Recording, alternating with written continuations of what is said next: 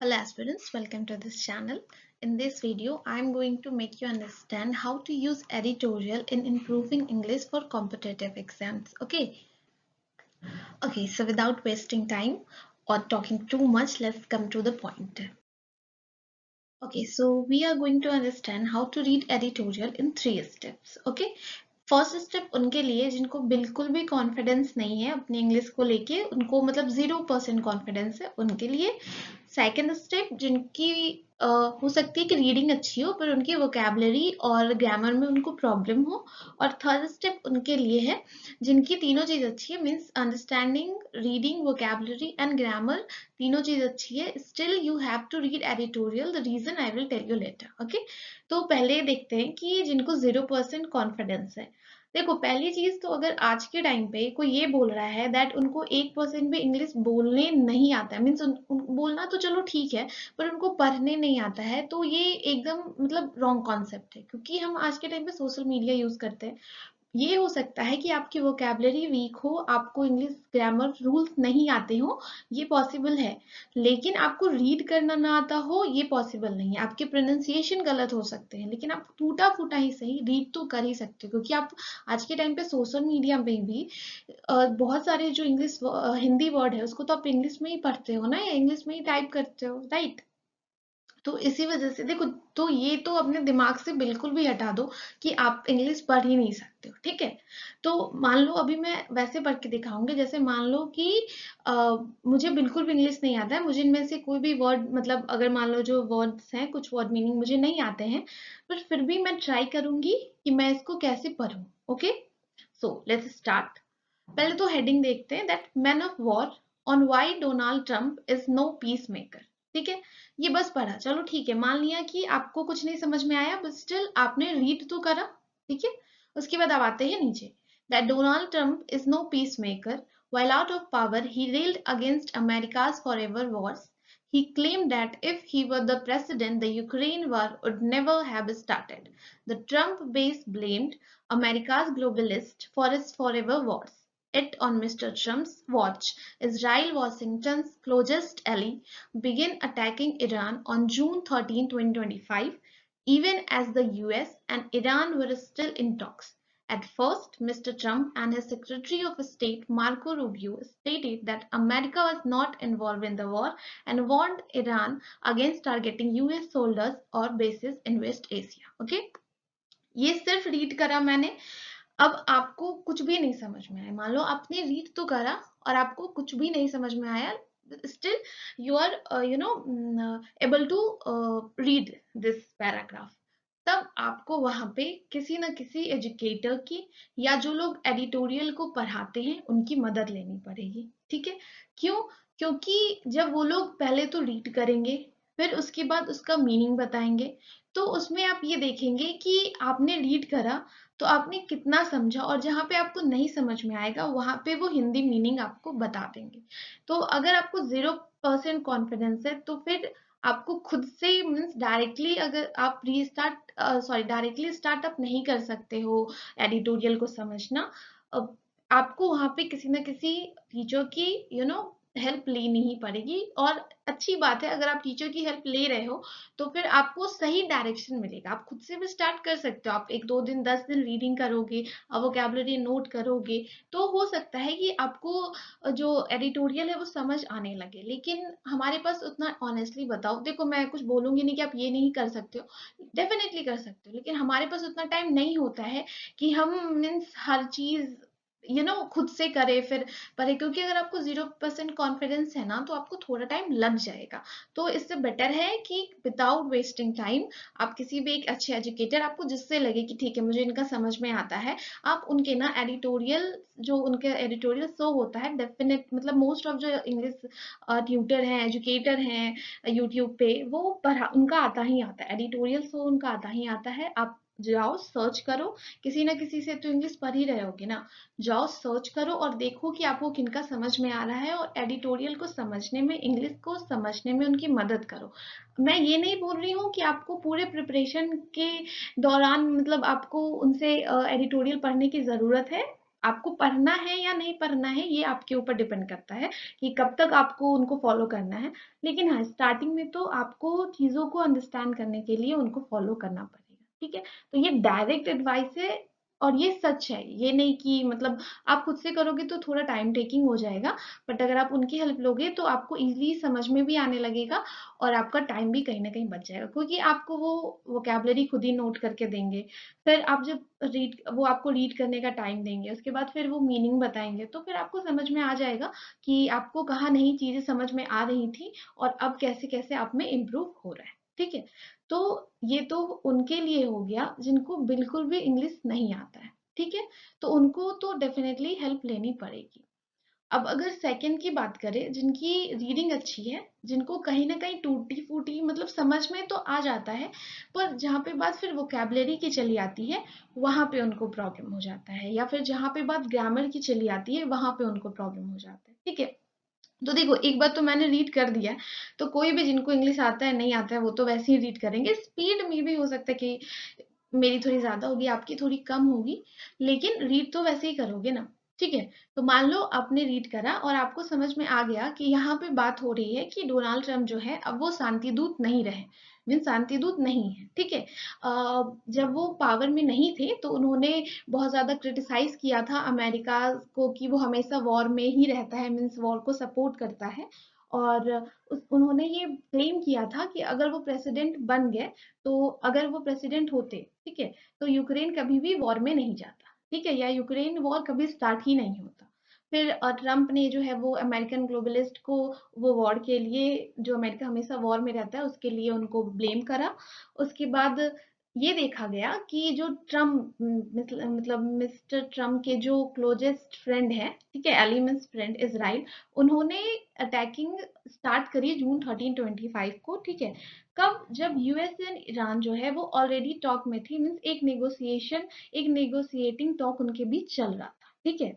उसके बाद उन्होंने, मिस्टर ट्रम्प ने और उनके सेक्रेटरी ने ये भी बताया दैट कि अमेरिका जो है वो वॉर में नहीं था इन्वॉल्व, ठीक है, और उसने ईरान को मीन्स वार्न भी किया था, चेताया भी था कि वो यूएस सोल्जर को टारगेट ना करे, ठीक है, और वेस्ट एशिया के बेसिस को भी टारगेट ना करे, ठीक है।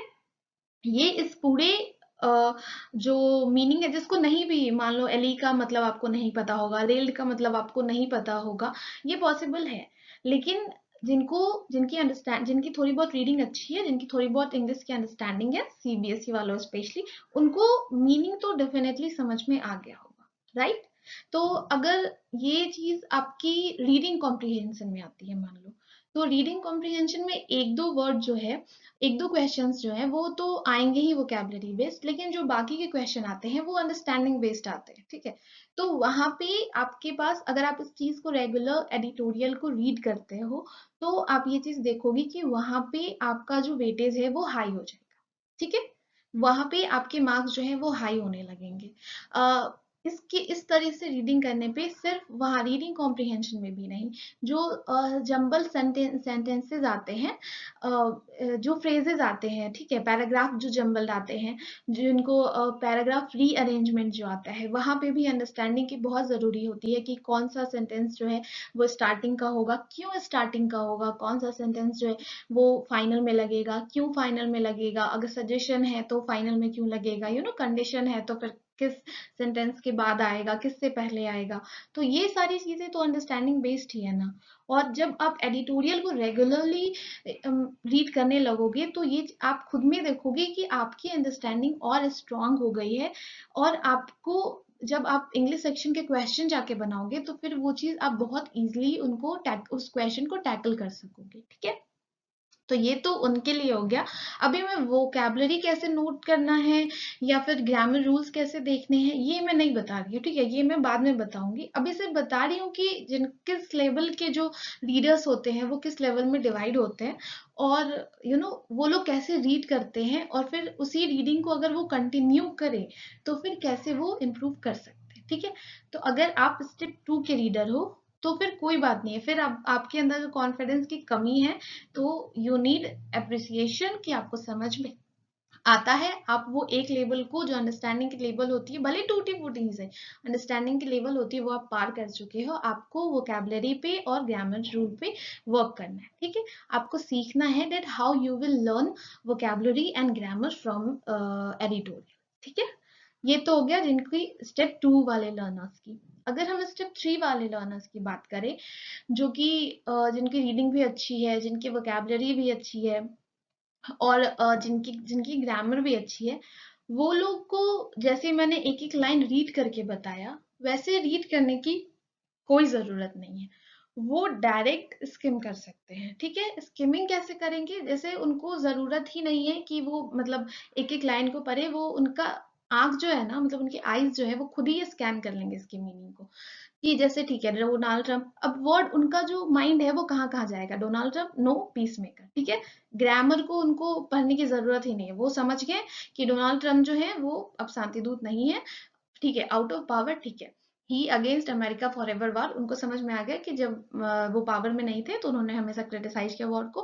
फिर he claimed he were president the Ukraine, okay, the Trump blame America globalist, okay, yet the Trump watch Israel Washington closest ally, even attacking Iran or the state, the USA Iran talk में भी थे। At this, Mr. Trump and his Secretary of State, the America was not involved in war, warned Iran targeting US soldier based in West Asia। ये तो मैं, क्योंकि अब मैं मन में क्या रीड करूंगी वो तो आपको नहीं समझ में आएगा ना, इसीलिए मैं ये सारे मैंने बताया कि कैसे आप स्किमिंग कर सकते हो, ठीक है। ये तो बोल के आपको रीड भी नहीं करना, जिनको तीनों चीज अच्छी है वो तो इनको बोल के रीड भी ऐसे नहीं करना, सीधा स्किम करना है, उनको मीनिंग डायरेक्ट समझना है, ठीक है। उनको एक एक लाइन तोड़ के समझने की कोई जरूरत नहीं है, सीधा वो मीनिंग समझेंगे, क्योंकि डोनाल्ड ट्रम्प पीस मेकर नहीं है, वो दिस जो भी का मीनिंग है वो डायरेक्ट मीनिंग पे जंप करेंगे, ठीक है। क्योंकि वो रीडिंग में फिर स्किमिंग में टाइम वेस्ट नहीं करेंगे।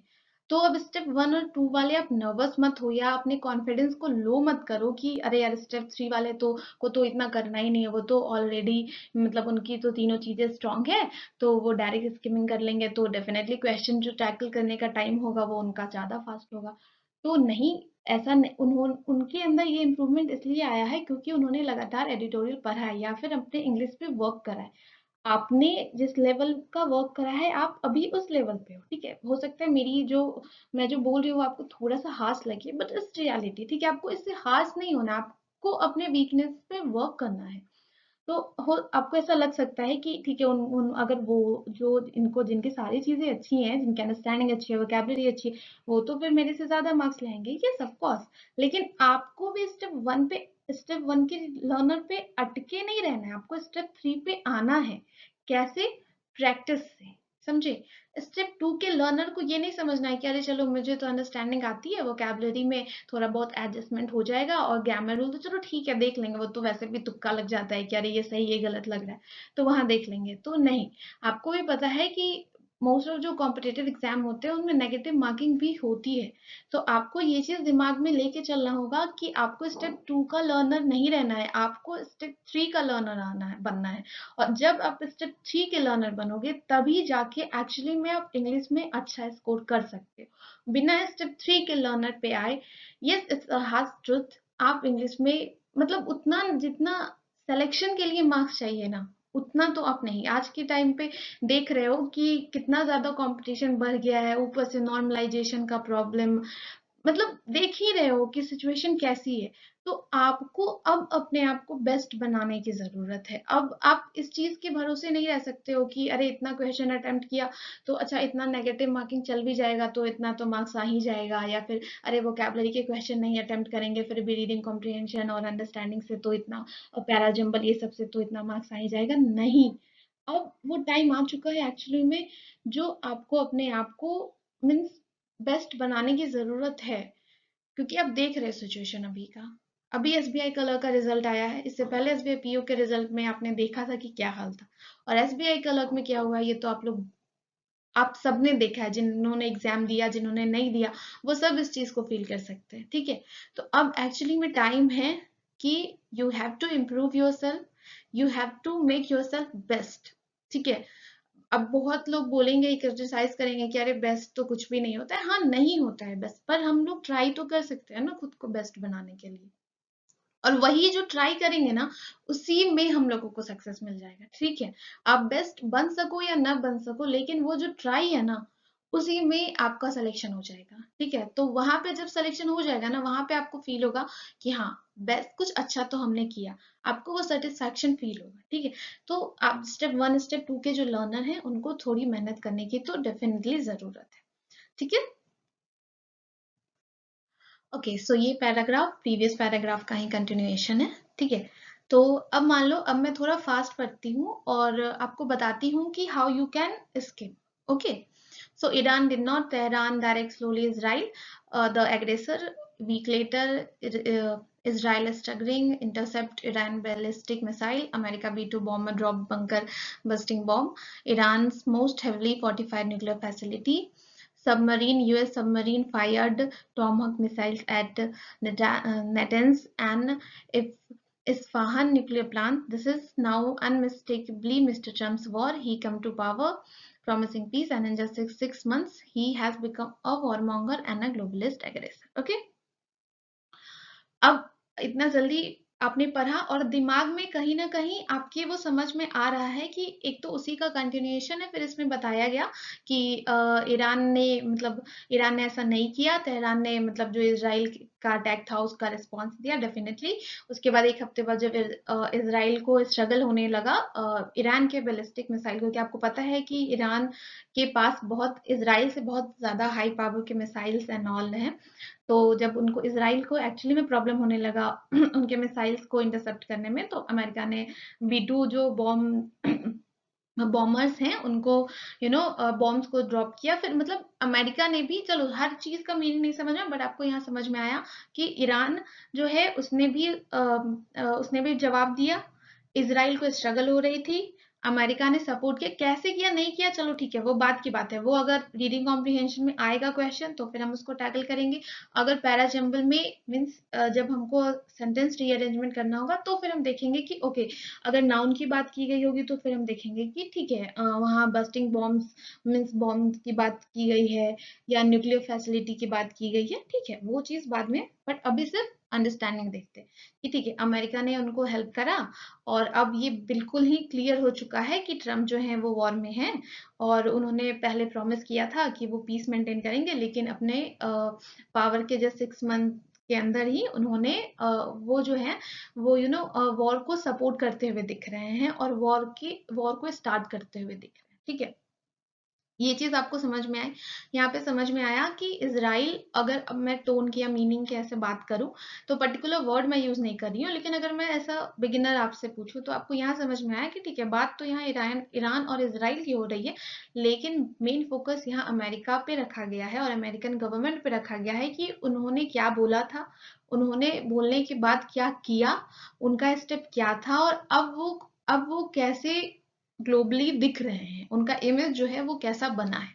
ठीक है, तो ये तो हो गई मीनिंग। ओके, तो ये तो उनके लिए रीडिंग, वैसे भी जिनकी वोकैबुलरी अच्छी है, जिनकी अंडरस्टैंडिंग अच्छी है, उनके लिए इतना इजी होगा। लेकिन मान लो कि अब मुझे एग्रेसर का मतलब नहीं पता है, मेरे लिए तो एग्रेसर का मतलब ठीक है मुझे पता है तो इजी था, पर उनका क्या, जिनको एग्रेसर का मीनिंग नहीं पता है, इंटरसेप्ट का मीनिंग नहीं पता है, मान लो ठीक है, फोर्टिफाइड का मीनिंग नहीं पता है, ओके, वॉर मॉन्गर का मीनिंग नहीं पता है, ग्लोबलिस्ट का मीनिंग नहीं पता है, तो अनमिस्टेकेबली का मीनिंग नहीं पता है, तो आपको क्या करना है कि आपने पढ़ा, आपको एक पैराग्राफ में 10 वर्ड नहीं समझ में आ रहे हैं या 2 वर्ड ही नहीं, आप 2 वर्ड की मीनिंग है आपको नहीं पता है, इससे खुद को कंपेयर नहीं करना है। ठीक है, स्टार्टिंग में खुद को कंपेयर नहीं करना है। मान लो जिनकी रीडिंग अच्छी होगी उनको इसके में एक भी वर्ड में प्रॉब्लम नहीं होगा, जो स्टेप 2 लर्नर होंगे उनको हो सकता है कि 5-6 वर्ड में प्रॉब्लम हो, और जो स्टेप 1 के लर्नर होंगे उनको लग रहा होगा कि लगभग उनको सारे ही वर्ड में प्रॉब्लम हो रहा है। तो अपने आप को कंपेयर नहीं करना है। स्टार्टिंग में आप 10 दिन ही अगर लगातार एडिटोरियल और पढ़ते हो, वोकैबुलरी पे वर्क करते हो, तो आप 10 दिन में ही देखोगे कि आपकी वोकैबुलरी भी स्ट्रांग हो गई है। अंडरस्टैंडिंग तो स्ट्रांग हुई हुई है नो डाउट, लेकिन आपकी जो जो रेशियो था ना कि आपको जो वर्ड आते थे जो वर्ड नहीं आते थे, इसके बीच का जो रेशियो का जो डिफरेंस था वो काफी कम हो गया है। अब आपके वर्ड जो है वो आपको, भले आपको मीनिंग ना पता हो सकता है कि आपको डायरेक्टली ऐसा लगे कि यार इस वर्ड की मीनिंग नहीं पता है मुझे, मतलब डायरेक्ट आपके दिमाग में ना हिट करे वो मीनिंग, लेकिन आपको ऐसा डेफिनेटली लगेगा 10 डेज में कि आपको कहीं ना कहीं वो वर्ड देखा हुआ लग रहा है, आप फेमिलियर हो उस वर्ड से, ठीक है। और जैसे ही आपको ये लगने लगे तब आपको अपने आप को अप्रिसिएट करने की जरूरत है कि आप कहीं ना कहीं चीजों को समझने लगे हो, ठीक है। ओके, तो बात करते हैं कि अब आप वोकैबुलरी को कैसे नोट कर सकते हो, ठीक है। तो एज अ बिगिनर जिस भी वर्ड पे मुझे ऐसा लगा कि ठीक है आपको प्रॉब्लम हो सकता है, तो वहां पे मैंने आपको यहाँ पे उसके मीनिंग लिख दिए, ठीक है। अब आप बोलोगे कि मैम इसमें तो हिंदी मीनिंग है ही नहीं, मतलब क्योंकि पहले तो कभी भी अगर हम वोकैबुलरी के मीनिंग को समझते हैं तो हम हिंदी मीनिंग ही जानते हैं ना, राइट। तो अगर आप ये सारे वर्ड के मीनिंग देखो तो आपको एग्जैक्ट हिंदी मीनिंग नहीं भी अगर आप समझोगे ना, नहीं भी जानोगे, फिर भी आपको इस वर्ड के मीनिंग समझ में आ जाएंगे। क्योंकि कई बार ऐसा होता है कि किसी वर्ड का हिंदी मीनिंग इतना डिफिकल्ट होता है कि आप अगर उसका मीनिंग इंग्लिश में पढ़ते हो तो आपको समझ में आ जाता है, ठीक है। अगर आपने स्टार्टिंग करा है तो आपको हिंदी मीनिंग लिखने की जरूरत है साथ में, ताकि आपको उस वर्ड का मीनिंग याद हो। अगर आप स्टेप 1 के लर्नर हो, ये उनके लिए है, यस। अगर आप स्टेप 1 के लर्नर हो तो आपको उसके साथ में हिंदी मीनिंग लिखने की जरूरत है। लेकिन अगर आप स्टेप 2 के लर्नर हो, स्टेप 3 के लर्नर हो, फिर you don't need to learn the Hindi meaning. आप उसका कहीं ना कहीं सिनोनिम पढ़ोगे, आप उसकी इंग्लिश मीनिंग पढ़ोगे, आपको खुद पे खुद समझ में आ जाएगा, ठीक है। जैसे मान लो फर्स्ट वोकैबुलरी देखते हैं, रेल। एक तो रेल वो नाउन वाला हो गया, रेलवेज वाला रेल। और यहाँ पे अगर रेल के साथ अगेंस्ट या एट है तो वहां पे रेल एज अ वर्ब हम यूज कर रहे हैं, ठीक है। तो उसका मीनिंग क्या हो जाता है, क्रिटिसाइज। चलो बाकी 3 वर्ड, कंडेम, डिनॉन्स, एक्सोरिएट, ये सब वर्ड को अगर आप छोड़ भी दो तो क्रिटिसाइज का मतलब तो आपको डेफिनेटली पता होगा, राइट। तो आप उसके मीनिंग से ही आप रेल का मीनिंग, अगर रेल अगेंस्ट या रेल एट समथिंग समवन है तो आप समझ सकते हो कि इसका meaning means to criticise someone, ठीक है। कि आप किसी चीज को, किसी अगर किसी ने कोई चीज किया है, कोई एक्शन लिया है, आप उसको गलत ठहरा रहे हो या आप उसको गलत बोल रहे हो, राइट। उसके बाद अगर एली की बात करें तो फ्रेंड, आज के टाइम पे फ्रेंड का मतलब किसको नहीं पता होगा, राइट। तो अगर अगेन आप स्टेप 1 के लर्नर हो तो आपको यहाँ पे सहायक लिखने की जरूरत है। लेकिन अगर आप स्टेप 2 स्टेप 3 के लर्नर हो, आपको कुछ लिखने की जरूरत नहीं, आप सीधा फ्रेंड और सपोर्टर से मतलब समझ सकते हो, ठीक है। उसके बाद अगर एग्रेसर की मैं बात करूं तो यहाँ पे ठीक है, हो सकता है कि आपको हिंदी में लिखने की जरूरत हो कि वॉर को पहले अटैक करने वाला इज एग्रेसर, ठीक है। लेकिन अगर आप स्टेप 2 3 के लर्नर हो, आपको कोई जरूरत नहीं, आप सीधे पढ़ोगे start war bye attacking first, आपको समझ में आ जाएगा कि ठीक है फर्स्ट अटैक करने वाला। फिर इंटरसेप्ट का मतलब हो सकता है कि आपको ना पता हो, लेकिन जैसे आप रीड करोगे to stop thing before reaching goal, आपको समझ में आ जाएगा कि मीनिंग, पहले तो आप इंटरसेप्ट का मीनिंग डायरेक्टली नहीं भी जान रहे होगे, फिर भी आपने रीड करा, वहां पे था कि इंटरसेप्ट द बॉम्ब, और आज के अभी के टाइम पे बहुत इंटरसेप्ट द ड्रोन्स, आपको आपने देखा होगा, राइट। तो आपको समझ में आ जाएगा कि ड्रोन को कुछ तो करना है, कुछ तो करना है ड्रोन के साथ, तो वहां पे वर्ब यूज होगा, तो आपको ये समझ में आ गया कि वर्ब है। अब आपको पता होगा कि ओके, ड्रोन को उसके गोल को रीच करने से पहले रोकना था, ठीक है। तो आप स्टेप 1 के लर्नर हो तो आपको यहाँ पे हिंदी मीनिंग लिखने की जरूरत नहीं है। स्टेप 2 के लर्नर हो तो आप सीखो कि without writing the Hindi meaning how you will understand the things, समझे। तो आपको सिर्फ इंग्लिश मीनिंग लिखने की जरूरत है, क्योंकि जब आप इंग्लिश इंग्लिश मतलब उसको लगातार प्रैक्टिस करोगे ना कि वर्ड भी ऑलरेडी इंग्लिश में, उसकी मीनिंग भी ऑलरेडी इंग्लिश में, तो कहीं ना कहीं वो भी आपको हेल्प करेगा इंग्लिश अंडरस्टैंडिंग में, समझ रहे हो चीजों को।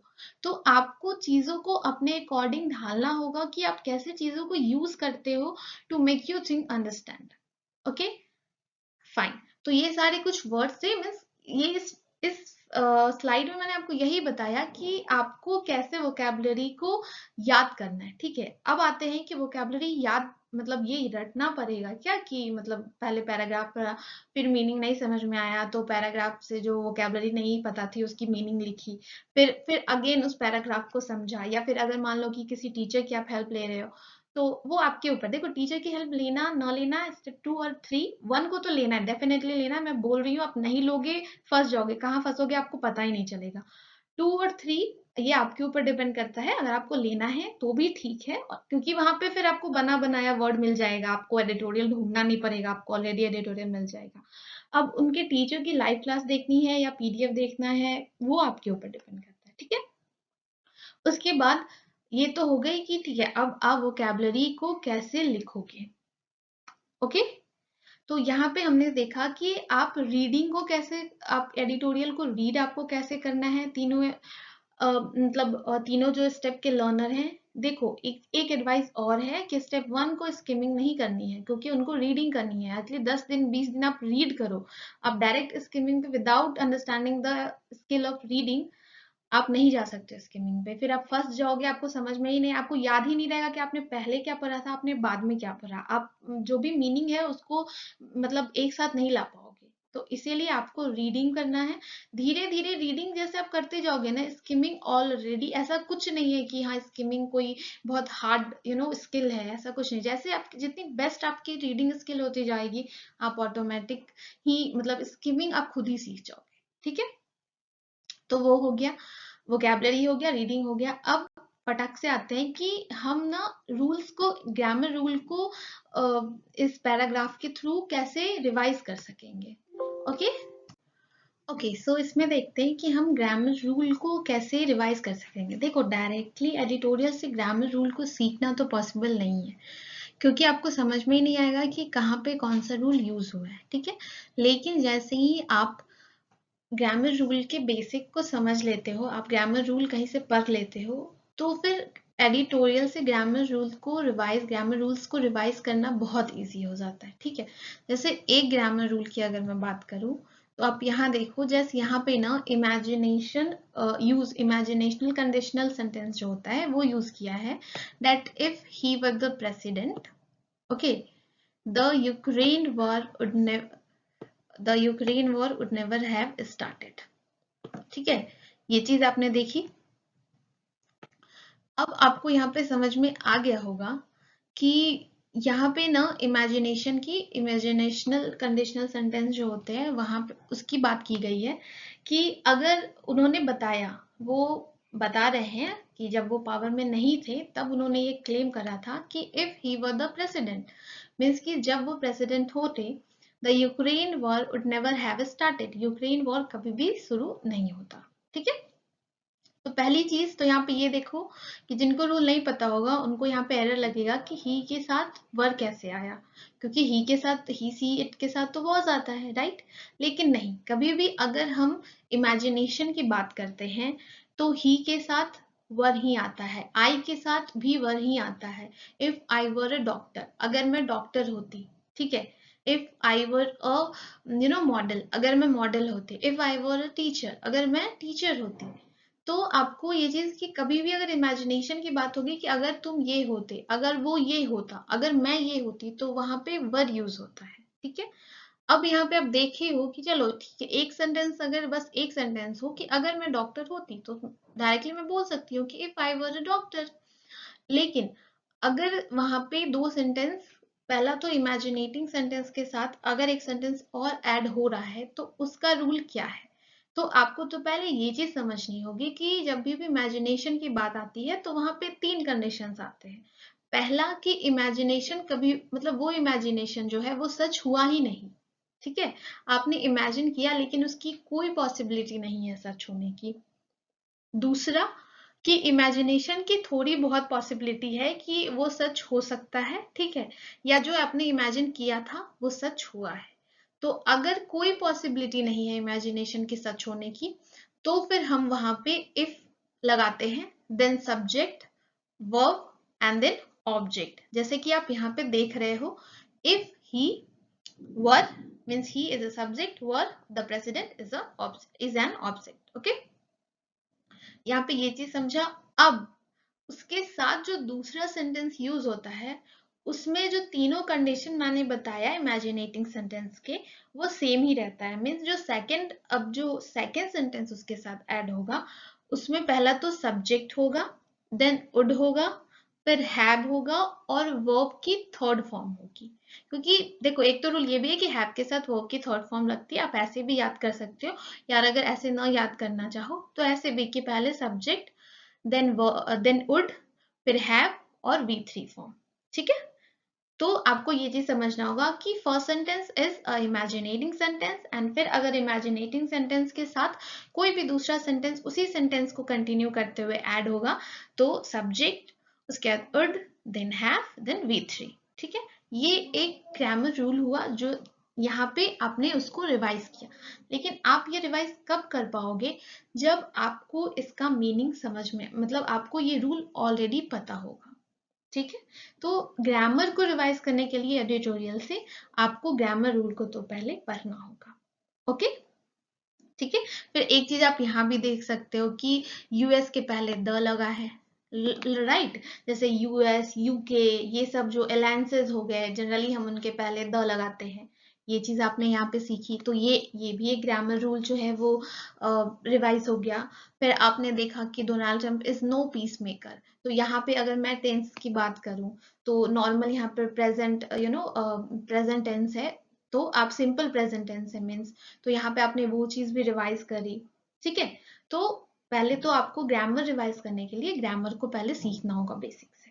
ओके, सो आई होप कि आपको इस वीडियो में समझ में आया होगा शुरू से लेके लास्ट तक कि आपको कैसे रीड करना है, कैसे वोकैबुलरी को नोट करना है और फिर कैसे आपको ग्रामर रूल को रिवाइज करना है। एक चीज आपको हमेशा ध्यान में रखनी है कि खुद को किसी भी दूसरे से कंपेयर नहीं करना है कि आपको किस लेवल की इंग्लिश आती है। आपको जिस भी लेवल की इंग्लिश आती हो, अगर आपको पढ़ने की जरूरत है तो उसमें आप कुछ भी मतलब मर्जी अलाउड ही नहीं है। वहां पे आपको मर्सी नहीं अलाउड है, आपको खुद पे काम करना होगा, आपको खुद पे रिवीजन करना होगा। ठीक है, आई होप कि कहीं ना कहीं आपको प्रिपरेशन में इस वीडियो से थोड़ी बहुत भी हेल्प मिली होगी। अगर थोड़ी बहुत भी हेल्प मिली होगी तो प्लीज मुझे बताना जरूर, मुझे बस अच्छा लगेगा। Okay, so thank you so much, bye bye, and thank you for watching this video till the end.